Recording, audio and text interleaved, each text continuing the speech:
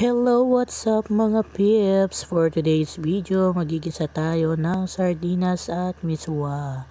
Ayan, yung mga sangkap natin, bawang, sibuyas, at syempre ang sardinas at ang miswa. So, ayun, ginisa na natin ang sibuyas at bawang. At syempre, nilagay na natin ang ligo, 2 ligo sardines.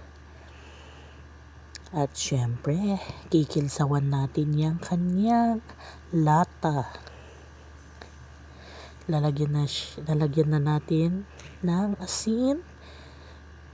Magic sarap. At syempre, lalagyan na natin ng tubig. Sinong nakaka-relate dyan, guys? Kikilsawan nyo yung lata ng sardinas para hindi sayang ang kanyang sarsa. So ayun, nilagay ko na nga ang 3 pirasong miswa. Yummy, yummy.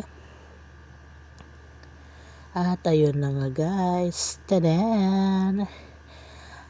Ginisang sardinas at miswa for today's video.